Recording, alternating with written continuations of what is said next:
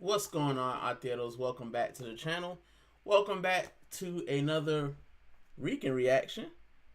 Um, and yeah, bro, it's Mansfield 1, Arsenal 2. I don't have much to say, man. It was choppy. It was a choppy match. It was kind of what I expected. I thought that we were gonna put forth um, more goals, man. Thought we were gonna put forth more goals, but we won, and I think that's the important thing. Um, we won. We got to the next round, and we left relatively unscathed. I mean, the two injuries that we had, Calafiore. I mean, I'm not surprised. Trossard. I mean, he has been playing a lot for his body, so also not surprised. But yeah, all in all, we did what we wanted to do. We didn't see Rice, we didn't see Zubamendi, we didn't see Gabriel, we didn't see Saliba. And I think that's what every fan would have wanted. I would have liked not to see Timber, but I get that you had to have some first team players. Um, but yeah, man, I think all in all, we got the job done. That's what it is. It's not gonna be a match where you know they're gonna write in the papers about it. It's you know you went there, got the job done, called it a day, and that's all we needed to do in this round was get through to the next round. Our impact players are rested. Um, our young guys, we got to see some young guys. We'll talk about it in a minute. We got to see some young guys, which I'm excited about. Um, but yeah, man, 2-1. Um, First goal was Madueke, which I'm surprised he scored the first goal, to be fair, because the shots near the end, bro. There's one shot that he had that's probably still traveling to London at this moment. I mean, it was nowhere close to the goal. Um, the second goal was scored by Eza. Um, yeah, man. They scored a goal as well, which unsurprising.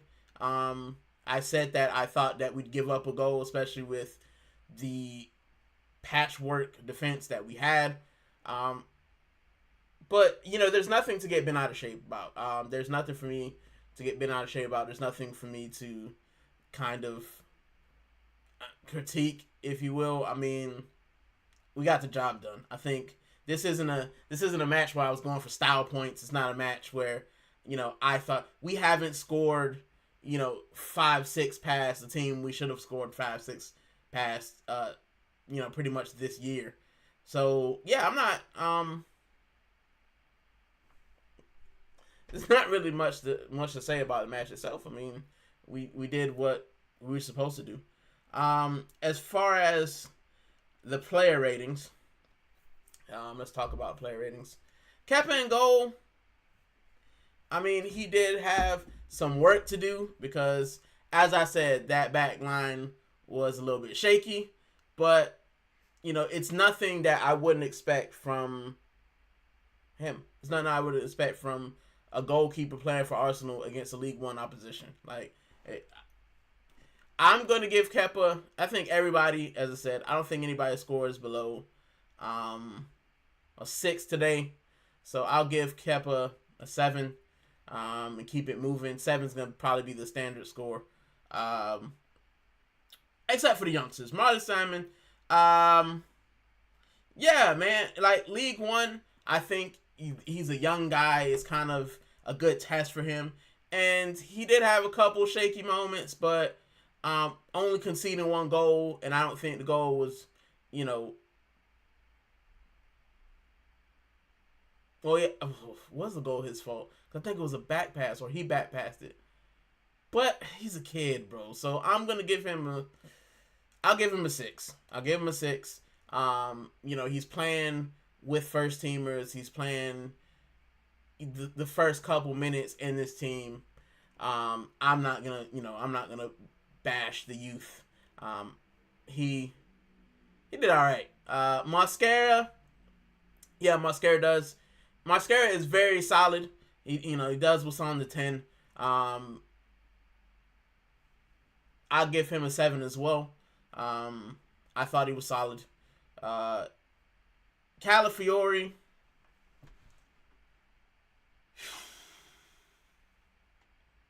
I'll give him a 6 as well. But Calafiore, I don't know, man. Uh, Big up Luke Alford, my bad. I felt the senior players let the youth down today. Yeah, man, and that's why, like, I don't want to give the guys low ratings. The young players low ratings. I don't want to give anybody low because we won. But yeah, I agree, man. A lot of the older players, like Calafiore, wasn't great. Yeah, I'll give him a standard 6 because I feel, you know, I would give him 5 to be fair because I thought that. Now, when I get to the attackers, big up Sala, is it Sala Lala, or Salala, but big up, yeah, man. You know what I'm gonna do? I'm just gonna give the whole team a 7. I'm gonna give the whole team a 7. I can't be bothered to rate them individually because I think as a collective, it was just a jumbled mess. To be fair, I'll go through the players still, but as far as rating them, they all get a collective 7. Let's just call it a 7 and keep it moving. Norgard, solid as usual, man. Norgard is, on any region. He's not going to do anything super spectacular, but he's not going to do anything dumb. So, Norgard's in there. Kai Havertz, I'm not sure what he did today except for run around. And even then, I think that, yeah, I don't think Havertz really did much, man. I don't know if it was because we're playing on a League One pitch or, and it's the thing too, League One, because, I live near Portsmouth and I watched Portsmouth when they were in League One. They're tough, man. They play more games. They're tough. It's never going to be a match where you kind of go there and, unless you're Man City or Liverpool and you're at home and you're bopping them around. If you go to League One oppositions, if you go to some of these League One ground, yeah, you can't ping those beautiful balls like you do at the Emirates. It's not a carpet out there. It's a mud bowl, man. I've been in non-league, League 2, League 1. It's not the best pitch, and that's what makes it beautiful. And I think that collectively, what we tried to do, we tried to sauce around the pitch in the early half like it was the Emirates, and it just didn't come off. Like, some of our shots were tame. Some of them were in Rosette. It just shows you, like, but I like that. I like playing League One opposition because I think sometimes our players need a reminder. Like, this is where you started. A lot of our players started in lower leagues. Whatever country they were in, they started in the lower leagues. They started at the bottom. And I think sometimes because you play in these big stadiums and because you play in these beautiful carpets and you play, this perfect ball and you've got, you're in dome stadiums sometimes. Like, you get used to this beautiful, fast pace, tiki-taka type stuff. And sometimes you just need a trip back down memory lane to say, man, this is where I started. And it sucks. Like, this is where I started and it sucks. And I like those games. That's why I love the FA Cup. That's why I love the League Cup. Because you get these matches. After this match, Gabriel Martinelli is not good. And he can't accelerate past any other player. We should sell him. I'm going to get on that in a minute. I'm going to get on, because I'm not letting the attackers go. No, I'm not. And I said blanket 7, but if I could, I'd give the whole attack a -2. Because besides Max Down, because I think Max Down was really solid. But the rest of them, and I'm going to get into it. Trossard.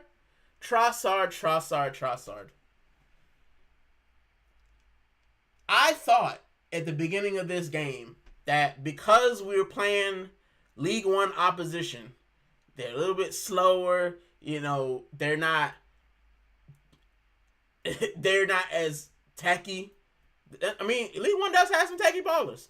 And, your Jamie Vardy's and such came from them. But I thought that this would be a match where Trossard could probably do a little bit more. Trash. I saw him on the right not doing anything. Then he drifted to the left not doing anything. Nah, garbage. First I didn't even know where he was playing to start off the match. I was in a state of confusion. But he didn't do anything that was super great. Madueke. Nani Madueke is a player. He's so polarizing, Nani Madueke, because Nani will rinse half of a team. Nani will get past 3 players. And when it comes to the front of the goal, Nani forgets how to play football. And yes, he scored a goal. So, yeah, he scored a goal. That I'll give it to him. But he could have scored 2 or 3. And some of his shots were absolutely... It got so bad, even the commentators was like, Nani Madueke does so much, and I thought he played so well. Except for that time. And that time was just another wayward shot. Like, I don't know if he just tries to rush his shot because he's afraid he's going to slip over and embarrass himself. But I feel like his shots just embarrass him a little bit more. Yeah, Nani Madueke is what Nani Madueke is. Another goal, happy for him. But man, he's got to finish. He got to learn how to be a better finisher. I think if Nani Madueke was a better finisher, I mean, he'd be giving Saka a run for his money as far as the right wing position. But the one thing, even though Saka doesn't have the pace that he used to, we haven't seen it this season, the man can still finish. And Nani Madueke, he will finish if you give him 40 million chances. So, yeah, Madueke is Madueke. I'm going to skip Diamond on this one because I just want to talk about him in a little bit later. Gabriel Martinelli, and going back to Salala. Going back to Salala, you're right. I definitely would get rid of Martinelli. You know what? And I said this in the group chat, bro. Like, I would get rid of both left wingers. At this point, I don't want Martinelli or Trossard to be the backup. I don't want them at the club anymore. And it seems harsh and it seems kind of, reactionary. But Trossard can't go 90 minutes. Neither can Martinelli. And these are the matches. These matches, these are the matches that we need a guy who can just make something happen. If you can't make something happen against League One opposition, bro, it's probably not going to happen against Prem opposition or Champions League opposition. We've seen Martinelli get in better spaces in the Champions League, but we're asking for moments for both our left wingers. We're asking for a period of 20 minutes of domination for both our left wingers. I think both of them need to go. I think we need an upgrade on left wing completely. Just thank you guys for everything. Let's get in a new left winger like Liao, and then get in a young left winger or promote one from the academy or something. But boy, I can't do Martinelli and Trossard anymore. We're stuck with them for the rest of the season. And we'll probably still win something. But if we want to continue to compete, you got to upgrade the left wing. The left wing has to be upgraded. There's no getting around it. And another guy that I think should probably be shown to exit the door is Gabriel Jesus. And I'm so grateful. I'm so grateful for what Gabriel Jesus did in the beginning. Just like Zinchenko. I'm grateful because they brought back a winning mentality. They brought back, they brought a mentality back to the squad. They took what they had from Manchester City and brought it to the squad when we needed it. We were in a position of fighting for top 4. And these guys brought back some winning mentality to the club. But that's not enough. That's not enough at this point. Like, we have to upgrade on Gabriel Jesus as well. It just moments where I'm just like, League One opposition, bro. And the thing that frustrates me the most about Gabriel Jesus, the thing that gets under my skin about Gabriel Jesus, The guy does not know what the offside rule is, how to stay onside. He does not know. He doesn't know how to stay onside, Gabriel Jesus. And once again, I thought because we're playing League One opposition, they're not, prim defenders. Surely you should be able to stay onside against League One opposition. And they're not like top of League One, bro. They're like mid to low table in League One. Surely you should know how to stay onside against League One opposition. But no, not you, Gabriel Jesus. Nope, can't do it. Impossible. Impossible to stay onside. How hard is it for you to look down the line and see whether or not you're onside? It's not a hard concept. I feel like every time Gabriel Jesus comes on, that guy's offside. It's frustrating. And he's another one, I think. Thank you so much for helping us get here. Thank you so much for the great memories. Please go see another club in the summer and stay there. That's how I'm feeling about Gabriel Jesus. So Gabriel Jesus, Trossard, and Martinelli, please. I'll see you in the summer. Thank you so much for everything, but it's time to go. All right, so that's the negative bit. Let's get the negativity out the way. Now let's start the positives. Max Dowman. Max Dowman, what they said, 16 years old and 66 days. 16 years and 66 days old. That guy is going to be something. Max Dowman, some of the passes that he was making in the first half, the way he held the ball up in the first half. I mean, he put goals on plates for people, and the big players, Gabriel Jesus, Martinelli, Trossard, let him down. The man should have had at least 2 assists and possibly a goal. And it was the senior players just being crap that let him down. But man, when I look at Max Dowman, if we nurture him the correct way, if we don't run him into the ground, if we allow him to grow, Max Dowman could be something special. I mean, in the middle bit as well. I mean, could he find a home at the 10? Could he find a home as the creator? We played him on the wing. But if he could be, an attacking 8 or a 10, we might be on to something. And I like to see that. I like to see attacking play because I think that's what we need. I think we need an attacking midfielder that is consistent. That's the one besides left wing, which I've already harped on about. That's the one thing I think this team is missing, a more consistent attacking midfielder. Eza, and we'll talk about him in a minute, he gives you games. He comes up with moments, but there's the last 2 matches we saw, he's been wildly anonymous. Odegaard's been injured. And then the rest of kind of your attacking options dwindles. Nwaneri's on loan. I think Dowman could come in and he could still, at 16 years of age, he could do something. And a lot of people, he's young, he needs time to develop. How young was Wayne Rooney? How young was Cesc Fabregas? Like, these guys, if they're good enough to play, you have to play them. You don't have to play them all the time. But in matches where a player, your attackers, your attacking midfielders aren't doing good, give the man a chance. Give him a chance. And for him to, and as I said earlier, I think the reason that Max Dowman and Salmon and some of these young guys did a little bit better today is they're used to playing on some of these pitches, man.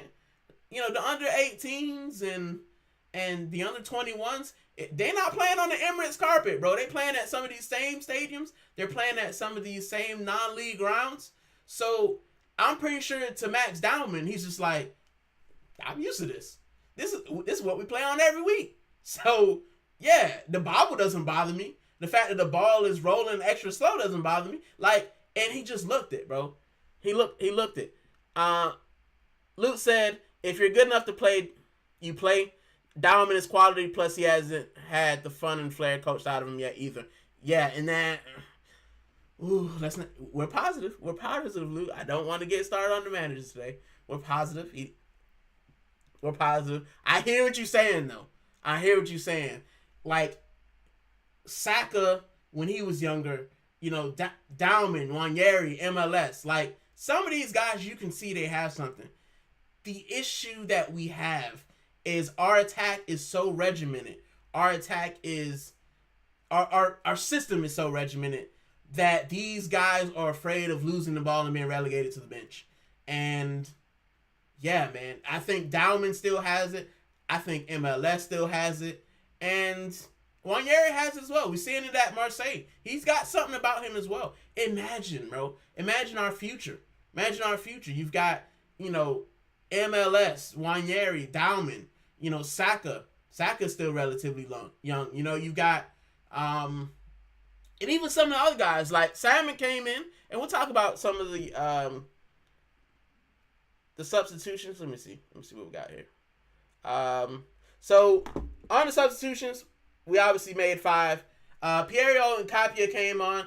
Piero and Capia, bro, that guy, every time I see him, I start to like him a little bit more, bro. Maybe it's a South American, Central South American flair, but boy, I just feel like he is just a wind-up, bro, and I like it. Like, you hate those players when they're not on your team, but for him, I feel like some of the times he's a little bit reckless, like Big Gabby used to be, Magalash. But boy, I think with the right coaching, with the right mentorship, bro, I think Hincapi is going to be amazing as well. And when he comes on in place of Calafiore, I like it a little bit better. Calafiore is okay, but when Hincapi comes on as I said, with the right coaching, I think he'll be amazing. And if he decides to come, if he becomes our left back, I'm fine with that as well. Who else came on? Bukayo Saka. I like Saka, man. I said at the beginning, I wouldn't have wanted to see Saka because I think he needs a rest. But he's out there, man. He's out there. He's having a good time. He didn't get injured, which I like. He had a couple opportunities. But yeah, I just want to protect Saka, man. Because I think Saka is going to be very vital in us winning something this year. Honestly, I honestly think that. As much as it looks like he's lost, about half a step because of that injury, I still think he has something in quality to help us win. And I want to make sure that we manage him well and we ensure that he can actually be there for us to kick on. The other, Ebrich Eze got the goal, and he just put his foot through it, man. He got space, put his foot through it, and I would have liked to see the other senior players do that in the first half.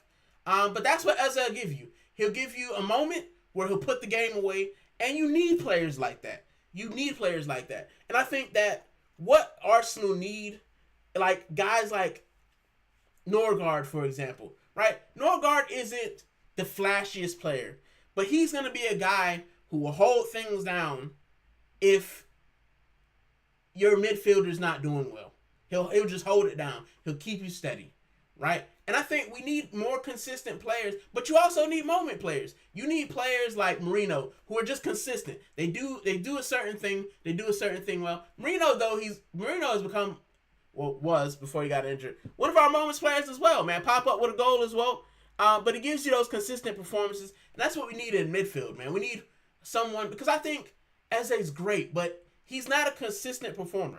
He's not a guy who will just be, like James Milner, 7 out of 10, 7 out of 10, 7 out of 10, then pop up with a 9 out of 10 performance, then pop up with an 8 out of 10 performance, and then go back and 7 out of 10, 7 out of 10, 7 out of 10. I feel like Declan Rice is that. Declan Rice will give you at least 7 out of 10, 7 out of 10, 7 out of 10, and then you have your Real Madrids, and then you have, those matches where he just kicks a belter, and you're just like, there's your 9 out of 10 performance, there's your 8 out of 10 performance. But even when you drop off, you're still giving us something. And I think that's what we need. But Eze, when he gives us the 8 or 9 out of 10 performance, he gives it to us, bro. He gives us 8, 9 out of 10 performance.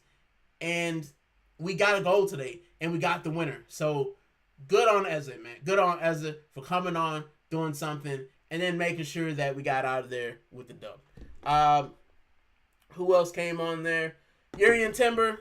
Because I think, Calafiore got injured? If I'm not mistaken. He went down with an injury. So Timber comes on. Didn't want to see him, but he didn't get injured, and he looked like he got to run around a little bit. So cool with that. Calafiore, though, it's starting to be worrying. Calafiore injury history is starting to be worrying. It seems like every other game he comes off, and it could just be cramp. It could just be, pulled hamstring. But like the boy Curtis always says, the best ability is availability. And if you're not available, you're not helping the team. We saw the same thing with Tomiyasu. Even Ben White, man. Ben White's been injured as well. Like, we're starting to see it with him. We need available players. You don't always have to be, 9 out of 10 performance, but if you're not on the pitch, you're not helping. So, yeah, it's something we had to think about with Calafiore. And then lastly, Dixon comes on. Another young kid. I thought he was all right. He had a couple moments, but that's like Dixon, Salmon, Dowman. Like, I expect these guys to have shaky moments because they're kids. They're 16, 17, 18, bro. Like, I expect them to have shaky moments. I don't expect, Marlon Salmon to come on and just boss everything and not make a mistake when we still got guys who are first teamers making mistakes. You know what I'm saying? We got Mascara making mistakes. We got, Calafiore making mistakes. We got Big Gabby making mistakes. So I don't expect a 17, 18-year-old kid to come out and, be flawless. But I think he was good enough, man. And I'm glad to see that Mikel Arteta has rotated. I'm glad to see that he let some of those young kids on, man. Let them on and let them get a... They'll never forget that. Even if they don't stay with Arsenal, even if they end up going to another team, like your Aiden Heavens and what was it? Obi Martin or whatever his name was.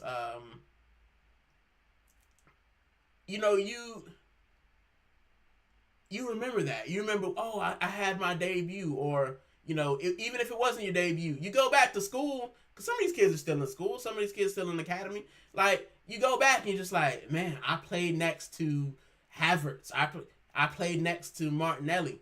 I played next to Jesus, Rice, Saka. Like, and I think that the beautiful thing when it comes to that is Bukayo Saka, you can see how your journey can turn out. Bukayo Saka went from the youth team to being the main guy. And as a kid, bro, you look at that and you just kind of like, I can do that. I can do that as well. So I think it's good. And even if they don't make the first team, even if they don't make it at Arsenal, in the end, you got an opportunity to play and you got an opportunity to see whether or not you're at the level. And I think that's good. I think it's great to see that. I think it's great to experience that as a youngster. So big up to Mikel Arteta, man. Big up Mikel Arteta for allowing those young guys to play. Big up Mikel Arteta for rotating. I think the rotation was great. I didn't know what formation we played, and I didn't care. People were trying to figure. I don't care. Get the 3. I keep saying get the 3 points. Get the win, right? And that's all. That's what I said about these next 90 days, bro. That's it. Win. Doesn't matter whether it's ugly, pretty. Keep winning, and we did.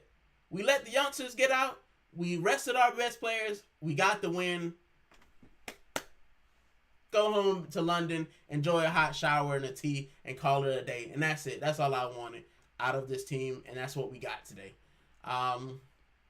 So yeah, that's it. That's it for this round of the FA Cup. Let me check and see when the next do they draw? When is the next draw?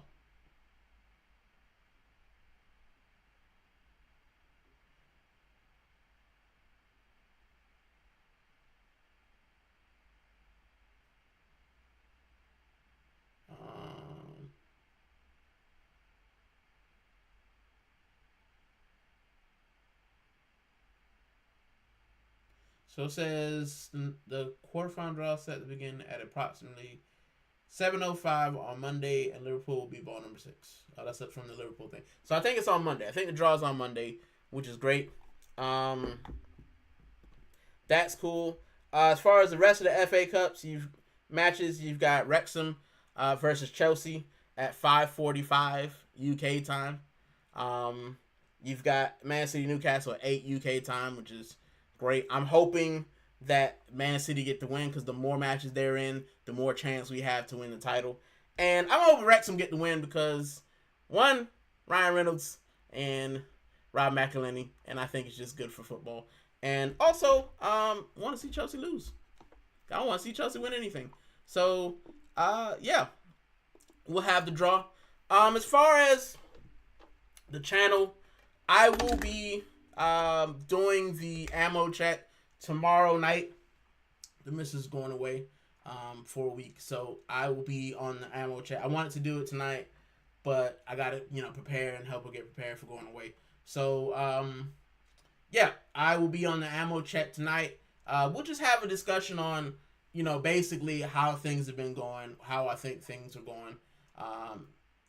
Looking ahead to some of our matches. As you know, the Champions League is coming back. We got a match versus Everton, and yeah, the Carabao Cup final for the rest of the month as well.